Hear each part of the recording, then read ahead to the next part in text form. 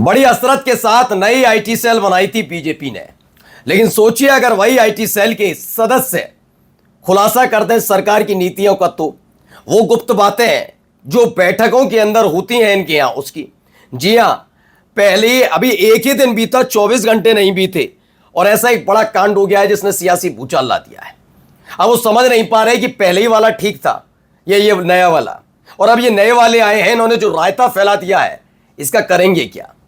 क्योंकि इनकी नजर में मुसलमान को वोट देने का अधिकार ही नहीं होना चाहिए। जी मैं नहीं कह रहा हूं, ये बीजेपी आईटी सेल के नए नवेले को कोऑर्डिनेटर कहते हैं।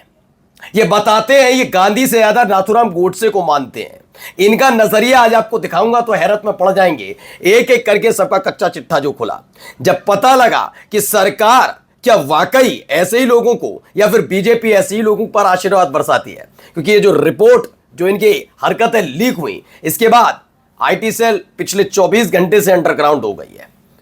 माना यह भी जा रहा है कि इनकी हरकत जो 24 घंटे के भीतर ही हो गई खुलासा, उसके बाद नए सदस्य भी चुने जा सकते हैं, कुछ और हो सकता है। क्या क्या हुआ आज आपको दिखाने जा रहा हूं। नमस्कार, मैं हूं प्राज्वल गौतम और आप देख रहे हैं खबर चौक। मैंने तो पहले भी कहा है कि इस दौर में अभी भी ये समझ नहीं पा रहे कि कैसे नेताओं को चुनाव, क्योंकि इनकी राजनीति जब इर्द गिर्द हिंदू मुसलमान के गालीबाजों के इर्द गिर्द घूमेगी, महिलाओं को अपमानित करने वाले, महिलाओं को अपमानित करने के साथ साथ धर्म, भगवान, देश, इसके नाम पर वोट बटोरो भूल जाओ वाली स्थिति में रहोगे तो क्या ही मिलेगा। अब फिलहाल एक एक करके चीज दिखाएंगे। पहले आपको बता दें, एक तो महज के साहब बन गए आईटी सेल के अध्यक्ष, अमित मालवीय हटा दिए गए। उनके साथ साथ 4 लोगों को जगह और मिली है। अरुण यादव को मिली है, शिवानंद द्विवेदी को मिली है और प्रीति गांधी को मिली है। इन लोगों को मिली और एक आलोक भट्ट है। फिलहाल जल्दबाजी सबसे पहले शिवानंद द्विवेदी ने कर दी।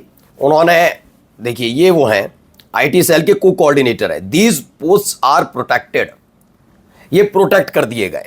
दरअसल आईटी सेल का काम क्या है, पहले इसे आप समझिए। आईटी सेल का इनका जो काम है, ये सिर्फ खुद नहीं रहते, बल्कि एक पोस्ट सर्कुलेट की जाती है, सबको भेजी जाती है और वो सारी पोस्ट वो ऊपर नीचे करके, दाएं बाएं करके या फिर एज इट इज चिपका देते हैं अपने अपने सोशल मीडिया हैंडल पर। ये इनका काम है। फिर कुछ दिहाड़ी मजदूर रखे जाते हैं सोशल मीडिया पर जो ट्रोल करते हैं, गंदी गंदी गालियां बकने के लिए रखे जाते हैं। अब शिवानंद द्विवेदी जैसे लोगों को था कि पुरानी से कुछ नया लगे, जेएनजी से जुड़े, युवाओं से जुड़े और तर्क संगत बातें वाली, तो इसलिए अपने सारे पोस्ट जो उन्होंने पहले किए होंगे आईटी सेल की तरफ से आए हुए, उन्हें प्रोटेक्ट कर दिया पहली फुर्सत में। सारे कौन हटाए बार बार करके, ऐसा ही बढ़िया काम किया अरुण यादव। बढ़िया शब्द का इस्तेमाल इसलिए कर रहा हूं क्योंकि आपकी पोल पट्टी तो ना खुले कम से कम, कि आप पर भरोसा जताया गया, बाद में पता लगा उसमें और उसमें कोई अंतर नहीं जिस उम्मीद के साथ किया। लेकिन ये जल्द काम करने में शायद थोड़ी लेट हो गए ऐसे लोग, तो इनकी पोल खुल गई। आलोक भट्ट ने खुद ही पोल खोल दी कि कैसे ये काम करते हैं। If you analyse root cause of all our problem is that bloody voting right, Muslim vote bank and reservation problem stems from that. इन्होंने एनालाइज किया, इन्होंने कहा कि अगर आप एनालाइज करेंगे तो सारी की सारी प्रॉब्लम क्या है, वोटिंग राइट की प्रॉब्लम है। ब्लडी कहते हैं वोटिंग राइट्स को, कहते हैं ब्लडी वोटिंग राइट्स। ये सोच वाले आलोक भट्ट फिलहाल भारतीय जनता पार्टी की नई निवेली आईटी सेल के सदस्य बने हैं। इनके मुताबिक वोटिंग राइट्स जो है खास तौर पर ब्लडी, ठीक है, मुस्लिम वोट बैंक इनके लिए दिक्कत पैदा करता है। रिजर्वेशन प्रॉब्लम, ये सारी की सारी चीजें जो है ये प्रॉब्लम बताते हैं, रूट कॉज है, यानी कि जो परेशानी की जड़ है, समस्या की जड़ है, वो इन सब में है। वोट का अधिकार छीन लो, मुस्लिम वोट बैंक वाला मामला और एक रिजर्वेशन वाला, 3 मामलों पर मोदी सरकार की पोल पट्टी खुल गई। क्योंकि पिछली बार जब 2024 के लोकसभा चुनाव थे, संविधान में बदलाव कर देंगे यही तो चिल्ला रहे थे, प्रत्याशी चीख रहे थे। लेकिन बार बार जब मोदी सरकार से पूछा जाए, उनके मंत्रियों से पूछा जाए, तो कहते किसने कहा हम कोई संविधान बदलने नहीं आए, जबकि उनके अपने प्रत्याशी ये वर्ड बोल रहे थे। अपने ही नेताओं, अपने ही प्रत्याशियों की बात को वो नकार रहे थे। अब इस पे क्या कहेंगे, पोल खुल गई है। अभी तो यही पोल दिखा रहा हूं आपको, जरा इनके और भी देखिए कितने संस्कारी किस्म के व्यक्ति को लेकर आए हैं।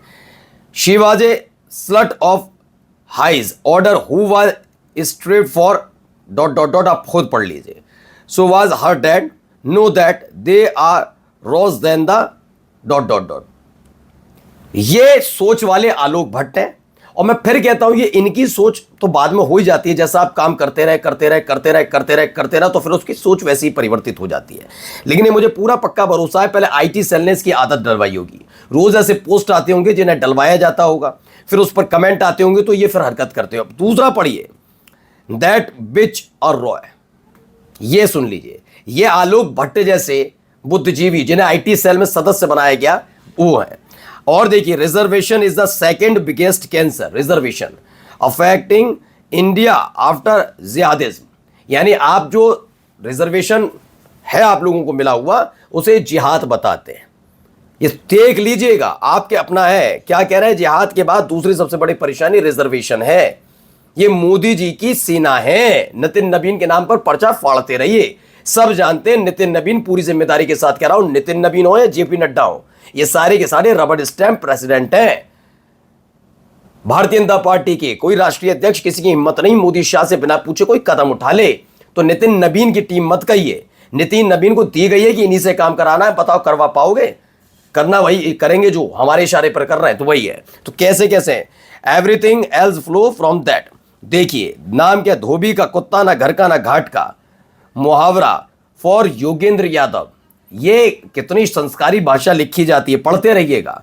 अगर ऐसे ही शब्दावली का इस्तेमाल इधर उधर दाएं बाएं छोटे छोटे बच्चे अगर मोदी जी के लिए कर ले तो मोदी जी तुरंत आते हैं और बताते हैं उनको और उनकी मृत मां को गाली दी गई। लेकिन जिन आईटी सेल के सदस्यों पर प्यार बरसाया गया है वो कितने संस्कारी है समझिए। Never heard of something called dot dot dot खतना, वो तो वैसे ही का डॉट डॉट डॉट हुए होते हैं। मानसिकता पढ़ लीजिए, ये मुस्लिम विरोधी मानसिकता, पिछड़ों से दलितों से इनकी मानसिकता, ऐसे लोग रखे गए।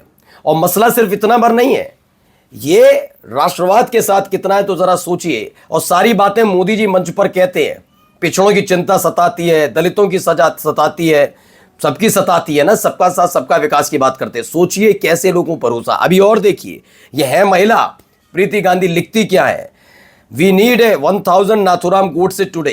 इन्हें 1000 नाथुराम गोडसे चाहिए, उन्हें मिस करती हैं। ये कहती हैं मैं ह्यूज मतलब बहुत बहुत बहुत बड़ी फैन हूं नाथुराम गोडसे की। ये क्या कहती हैं, नाथुराम गोडसे को फॉलो करती हूं, फॉलोवर हूं। ये तमाम बातें कहती हुई नजर आती हैं। कौन? प्रीति गांधी।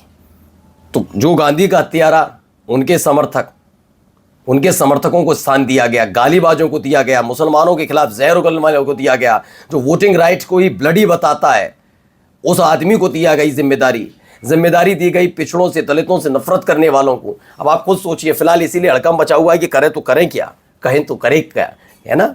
वही हो गया, मोए मोए हो गया ये तो। नमस्कार।